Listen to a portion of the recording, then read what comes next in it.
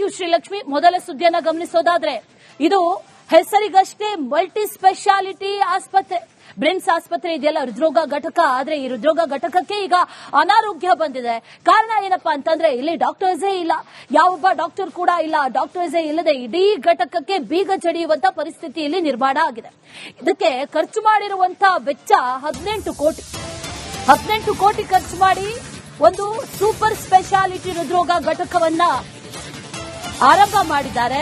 ಉದ್ಘಾಟನೆ ಆಗಿದೆ. ಉದ್ಘಾಟನೆ ಆದ್ರೂ ಕೂಡ ಅಲ್ಲಿ ಇನ್ನೂ ಕೂಡ ಯಾರಿಗೂ ಚಿಕಿತ್ಸೆಗಳು ಸಿಗ್ತಾ ಇಲ್ಲ. ವೈದ್ಯಕೀಯ ಶಿಕ್ಷಣ ಸಚಿವರೇ ಈ ಸುದ್ದಿಯನ್ನ ನೀವು ನೋಡಲೇಬೇಕು. ಬ್ರಿಮ್ಸ್ ಹೃದ್ರೋಗ ಘಟಕದ ಬಾಗಿಲು ಓಪನ್ ಆಗೋದು ಯಾವಾಗ? ಸೂಪರ್ ಸ್ಪೆಷಾಲಿಟಿ ಹೃದ್ರೋಗ ಘಟಕವನ್ನ ಸಿಎಂ ಉದ್ಘಾಟನೆ ಮಾಡಿದ್ರು.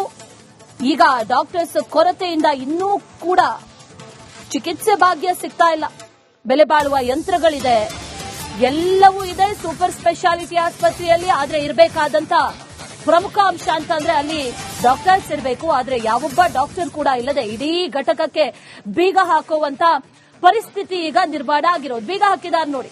ಉದ್ಘಾಟನೆ ಮಾಡೋದು, ಟೇಪ್ ಕಟ್ಟಿಂಗ್ ಮಾಡೋದು, ರಿಬ್ಬನ್ ಕಟ್ಟಿಂಗ್ ಮಾಡಿ ಹೋದ ನಂತರದಲ್ಲಿ ಈ ಆಸ್ಪತ್ರೆ ಓಪನ್ ಇದೆಯಾ, ಕಾರ್ಯನಿರ್ವಹಿಸ್ತಾ ಇದೆಯಾ, ಜನರಿಗೆ ಉಪಯೋಗ ಆಗ್ತಾ ಇದೆಯಾ? 18 ಕೋಟಿ ಖರ್ಚು ಮಾಡಿದ್ದಾರೆ. 18 ಕೋಟಿಯಿಂದ 1 ರೂಪಾಯಿ ಆದ್ರೂ ಯಾರಿಗಾದ್ರೂ ಪ್ರಯೋಜನ ಆಯ್ತಾ ಅಂತ ಕೇಳಿದ್ರೆ ಖಂಡಿತವಾಗ್ಲೂ ಇಲ್ಲ. ಅದು ರಿಬ್ಬನ್ ಕಟ್ಟಿಂಗ್ ಅಷ್ಟೇ ಸೀಮಿತ ಆಗಿದೆ ಅನ್ನೋದು ಬಹಳ ಸ್ಪಷ್ಟವಾಗಿ ವಿಜುವಲ್ಸ್ ಅಲ್ಲಿ ಗೊತ್ತಾಗ್ತಾ ಇದೆ.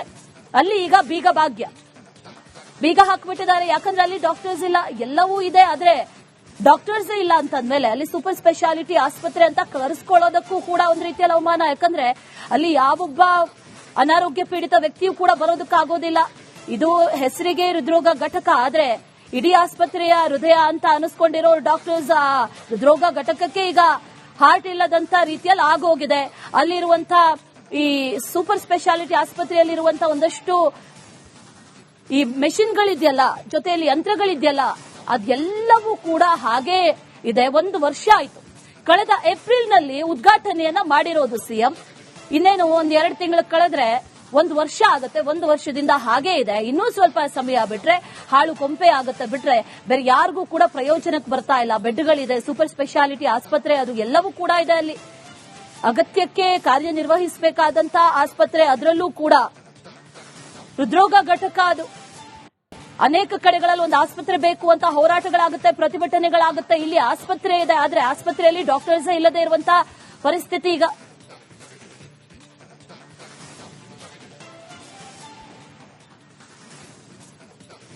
ಸರ್ಕಾರ ಕೆಲಸ ಅಂದ್ರ ದೇವ್ರ ಕೆಲಸ ಅಂತ ಹೇಳ್ತಾರ.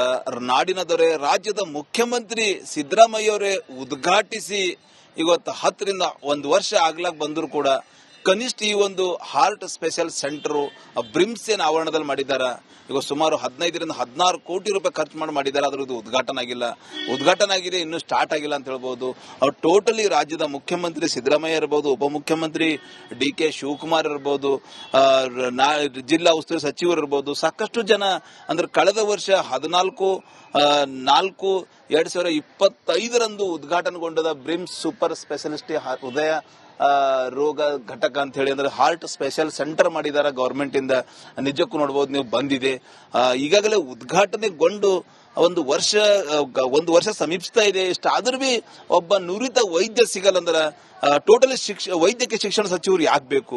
ವೈದ್ಯಕೀಯ ಶಿಕ್ಷಣ ಸಚಿವರಿಗೆ ಕನಿಷ್ಠ ಒಂದು ವೈದ್ಯರ ನೇಮಕ ಮಾಡ್ಲಕ್ ಆಗಲ್ಲ ಅಂದ್ರೆ ನಿಜಕ್ಕೂ ಇದು ನೋವಿನ ಸಂಗತಿ ಅಂತ ಹೇಳ್ಬೋದು. ಇತ್ತೀಚೆಗೆ ಕೆಲ ತಿಂಗಳ ಹಿಂದೆ ರಾಜ್ಯಾದ್ಯಂತ ಹೃದಯ ರೋಗಿಗಳು, ಹಾರ್ಟ್ ಪೇಷಂಟ್ಗಳು ಸಾಕಷ್ಟು ಜಿಲ್ಲೆಯಲ್ಲಿ ಅಲ್ಲಲ್ಲಿ ಬೀದರ್ ಜಿಲ್ಲೆ ಸೇರಿದಂತೆ ಸಾಕಷ್ಟು ಕಡೆ ಏನದಂದ್ರೆ ಸಾವನ್ನಪ್ಪಿದ್ರು. ಇಷ್ಟಾದ್ರೂ ಬಿ ಸರ್ಕಾರ ಇವತ್ತು ಎಚ್ಚೆತ್ತುಕೊಂಡಿಲ್ಲ. ಸುಮಾರು 15ರಿಂದ 18 ಕೋಟಿ ರೂಪಾಯಿ ಖರ್ಚು ಮಾಡಿ ಬ್ರಿಮ್ಸ್ ಆಸ್ಪತ್ರೆಯ ಹಳೆ ಆಸ್ಪತ್ರೆ ಕಟ್ಟಡದಲ್ಲಿ ಈಗಾಗಲೇ ಹಾರ್ಟ್ ಸ್ಪೆಷಲಿಸ್ಟ್ ಸೆಂಟರ್ ಮಾಡಿದ್ದಾರೆ. ಆದ್ರೆ ಇದಕ್ಕೆ ಉದ್ಘಾಟನೆ ಕೂಡ ಮಾಡಿದ್ದಾರೆ. ಆದ್ರೂ ಟೋಟಲಿ ಅಂದ್ರೆ ಎಲ್ಲನೂ ರೆಡಿ ಆದಾಗ ಉದ್ಘಾಟನೆ ಮಾಡಬೇಕು. ಡಾಕ್ಟರ್ ಇರಬೇಕು, ನರ್ಸ್ ಇರಬೇಕು, ಸಿಬ್ಬಂದಿ ಇರಬೇಕು.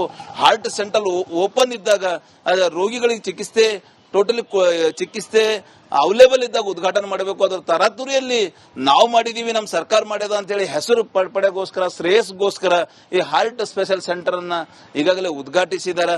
ನಾವು ನೋಡಬಹುದು, ನೀವು ದೃಶ್ಯದಲ್ಲಿ ಟೋಟಲಿ ಬಂದಿದೆ. ನಾವು ಒಳಗಡೆ ತೋರಿಸ್ತೀನಿ ಯಾವಾಗ ಉದ್ಘಾಟನೆ ಆಗಿದೆ ಏನಿಲ್ಲ. ಅದು ಟೋಟಲಿ ಉದ್ಘಾಟನೆ ಯಾಕೆ ಮಾಡಿದ್ರು, ಎದುರಿಗೋಸ್ಕರ ಉದ್ಘಾಟನೆ ಮಾಡಿದ್ರು? ಇಲ್ಲಿ ದವಾಖಾನಿದಾಗ ಡಾಕ್ಟರ್ ಇಲ್ಲ ಸ್ಪೆಷಲ್ ಅಂದ್ರೆ ಯಾಕೆ ಮಾಡ್ಯಾರ ಎಂಬ ಪ್ರಶ್ನೆ ಸಹಜವಾಗಿ ಜನರಿಗೆ ಕಾಡ್ಲತ್ತದ. ಹೀಗಾಗಿ ತಕ್ಷಣವೇ ಈ ಒಂದು ಹಾರ್ಟ್ ಸ್ಪೆಷಲ್ ಸೆಂಟರ್ ಕೋಟಿ ರೂಪಾಯಿ ಖರ್ಚು ಮಾಡಿದಾರ, ಅದು ಚಾಲೂ ಮಾಡಬೇಕು. ನೋಡಬಹುದು ನೀವು ದೃಶ್ಯದಲ್ಲಿ ಟೋಟಲಿ ಯಾರು ಇಲ್ಲ, ಬಂದಿದೆ, ಒಳಗೆ ಲಾಕ್ ಹಾಕೊಂಡಿದ್ದಾರೆ. ಅಂದ್ರೆ ಒಳಗೆ ಡಾಕ್ಟರ್ ಇಲ್ಲ, ಯಾರಿಲ್ಲ, ಸಿಬ್ಬಂದಿ ಇಲ್ಲ. ಸುಮಾರು ಒಂದಿಲ್ಲ, ಎರಡಿಲ್ಲ, 17-18 ಕೋಟಿ ರೂಪಾಯಿ ಖರ್ಚು ಮಾಡಿ ನೋಡಬಹುದು ನೀವು. ಈಗಾಗಲೇ ಬೀದರ್ ಜಿಲ್ಲಾಡಳಿತ ಹಾಗೂ ಬ್ರಿಮ್ಸ್ ಸಂಯುಕ್ತ ಆಶ್ರಯದಲ್ಲಿ ಬ್ರಿಮ್ಸ್ ಆವರಣದಲ್ಲಿ ನೂತನ ಬ್ರಿಮ್ಸ್ ಸೂಪರ್ ಸ್ಪೆಷಲಿಸ್ಟ್ ಹೃದಯ ಚಿಕಿತ್ಸಾ ಘಟಕ ಅಂದಾಜು ನೋಡಬಹುದು ನೀವು, ಅಮೌಂಟ್ ಕೂಡ ಹಾಕಿದ್ದಾರೆ. 16/4/2025 ಉದ್ಘಾಟನೆ ಆಗಿದೆ. ಅದು ರಾಜ್ಯದ ಘನ ಮುಖ್ಯಮಂತ್ರಿ ಸಿದ್ದರಾಮಯ್ಯ, ಉಪಮುಖ್ಯಮಂತ್ರಿ ಉಸ್ತುವಾರಿ ಸಚಿವ ಈಶ್ವರ್ ಖಂಡ್ರೆ, ಶರಣಪ್ರಕಾಶ್ ಪಾಟೀಲ್, ಸಾಕಷ್ಟು ಘಟಾನುಘಟಿ ನಾಯಕರು ಈ ಒಂದು ಬ್ರಿಮ್ಸ್ ಹಾರ್ಟ್ ಸ್ಪೆಷಲ್ ಸೆಂಟರ್ ಉದ್ಘಾಟಿಸಿದ್ದಾರೆ. ಆದ್ರೆ ಇವತ್ತಿಗೂ ಇದು ಕಾರ್ಯ ಆರಂಭ ಮಾಡಿಲ್ಲ, ಕೆಲಸ ಸ್ಟಾರ್ಟ್ ಮಾಡಿಲ್ಲ. ಯಾವುದೇ ಒಂದು ಕೇಂದ್ರ, ಯಾವುದೇ ಒಂದು ಕಟ್ಟಡ, ಯಾವುದೇ ಒಂದು ಹಾಸ್ಪಿಟಲ್ ಉದ್ಘಾಟನೆ ಆದ ನಂತರ ಅದಕ್ಕೆ ತನ್ನ ಕಾರ್ಯ ಆರಂಭ ಮಾಡಬೇಕು. ಅದ್ರ ಕಾರ್ಯ ಆರಂಭ ಮಾಡ್ಲಿಕ್ಕೆ 1 ವರ್ಷ ಹತ್ತುದೇನು. ಈಗಾಗಲೇ 25ರಲ್ಲಿ ಉದ್ಘಾಟನೆ ಆಗಿದೆ, ಇವತ್ತು 26 ಫೆಬ್ರವರಿ ತಿಂಗಳಿದೆ. ಇಲ್ಲಿವರೆಗೂ ಒಬ್ಬರು ವೈದ್ಯ ಸಿಕ್ಕಿಲ್ಲ. ಇದು ಹಾರ್ಟ್ ಸ್ಪೆಷಲ್ ಸೆಂಟರ್ ಇವತ್ತು ಕಾರ್ಯ ನಿರ್ವಹಿಸ್ತಾ ಇಲ್ಲ ಅಂದ್ರೆ ನಿಜಕ್ಕೂ ಗಡಿ ಜಿಲ್ಲೆ ಬೀದರ್ನ ಏನು ಈಗಾಗಲೇ ರೋಗಿಗಳಿದ್ದಾರೆ ಹೃದಯ ಸಂಬಂಧಪಟ್ಟಂತ ಖಾಸಗಿ ಆಸ್ಪತ್ರೆ ನೆರೆಯ ಹೈದರಾಬಾದ್, ಮಹಾರಾಷ್ಟ್ರ, ಸೋಲಾಪುರ್ ಹೋಗಂತ ಪರಿಸ್ಥಿತಿ ಇವತ್ತು ನಿರ್ಮಾಣ ಆಗ್ಯದ. ಈಗಲಾದರೂ ರಾಜ್ಯದ ಮುಖ್ಯಮಂತ್ರಿ ಸಿದ್ದರಾಮಯ್ಯ ಅವರು ಬೀದರ್ ಬ್ರಿಮ್ಸ್ ಹತ್ತ ನೋಡ್ತಾರ. ವೈದ್ಯಕೀಯ ಶಿಕ್ಷಣ ಸಚಿವ ಶರಣಪ್ರಕಾಶ್ ಪಾಟೀಲ್ ಅವರು ಏನು ಹಾರ್ಟ್ ಸ್ಪೆಷಲ್ ಸೆಂಟರ್ ಇದೆ, ಇಲ್ಲಿ ವೈದ್ಯರನ್ನು ನೇಮಕ ಮಾಡುವ ಮೂಲಕ ಏನು ಬೀಗ ಬಿದ್ದು ಅದು ಬೀಗ ತೆಗೆಸಂತ ಕೆಲಸ ಮಾಡ್ತಾರ. ಕ್ಯಾಮರಾ ಪರ್ಸನ್ ಭರತ್ ಜೊತೆ ನಾನು ಮಲ್ಲಿಕಾರ್ಜುನ್ ಮರ್ಕಲ, ರಿಪಬ್ಲಿಕ್ ಕನ್ನಡ, ಬೀದರ್. ಇದೇ ವಿಚಾರಕ್ಕೆ ಸಂಬಂಧಪಟ್ಟಂತೆ ಡೀಟೇಲ್ಸ್ ಅನ್ನ ಕೊಡ್ತಾ ಹೋಗ್ತಾರೆ ನಮ್ಮ ಪ್ರತಿನಿಧಿ ಮಲ್ಲಿಕಾರ್ಜುನ್ ಮರಕಲೆ. ನೇರ ಸಂಪರ್ಕದಲ್ಲಿ ಜಾಯಿನ್ ಆಗಿದ್ದಾರೆ.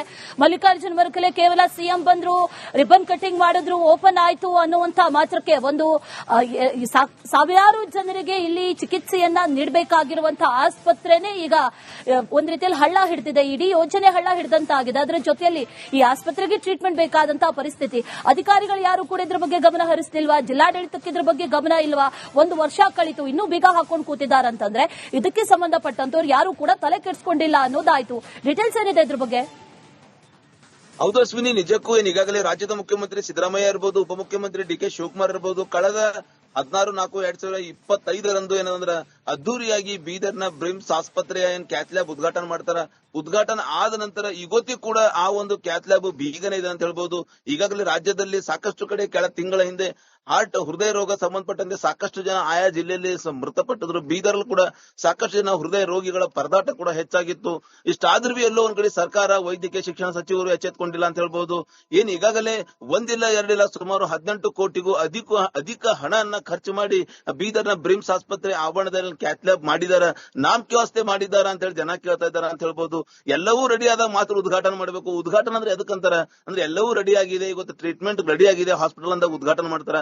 ಉದ್ಘಾಟನೆ ಮಾಡಿ ನಂತರ ಬೀಗ ಕಿಕ್ತಾರ ಅಂದ್ರೆ ನಿಜಕ್ಕೂ ಎಲ್ಲೋ ಒಂದ್ ಕಡೆ ಸರ್ಕಾರಕ್ಕ ನಿಜಕ್ಕೂ ನಾಚಿಕೆ ಬರ ಮಾತ್ರ ಅಂತ ಹೇಳ್ಬಹುದು. ಉದ್ಘಾಟನೆ ಆದ ನಂತರ ಇವತ್ತಿಗೂ 10 ತಿಂಗಳಾಯ್ತು. ರಾಜ್ಯದ ಮುಖ್ಯಮಂತ್ರಿ, ಉಪಮುಖ್ಯಮಂತ್ರಿ, ವೈದ್ಯಕೀಯ ಶಿಕ್ಷಣ ಸಚಿವರು ಉದ್ಘಾಟನೆ ಮಾಡಿದ ನಂತರವೂ ಆಸ್ಪತ್ರೆಯ ಕ್ಯಾತ್ ಲ್ಯಾಬ್ ಇವತ್ತಿಗೂ ಓಪನ್ ಆಗಿಲ್ಲ. ಕಾರಣ ಏನ್ ಹೇಳ್ತಾರಂದ್ರ ಕ್ಯಾತ್ ಲ್ಯಾಬ್ಗೆ ಹಿರಿಯ ಒಬ್ಬ ಹೃದಯ ರೋಗ ತಜ್ಞ ವೈದ್ಯರು ಸಿಗ್ತಾ ಇಲ್ಲ. ವೈದ್ಯರು ಇಲ್ಲಿ ಕಡೆಯಿಂದ ನಾವು ಬಂದಿಕ್ಕಿದೀವಿ ಅಂತ ಹೇಳ್ತಾರೆ. ಅದ್ರ 18 ಕೋಟಿ ರೂಪಾಯಿ ಖರ್ಚು ಮಾಡಿ ಕ್ಯಾತ್ ಲ್ಯಾಬ್ ಯಾಕೆ ಮಾಡಿದ್ರು?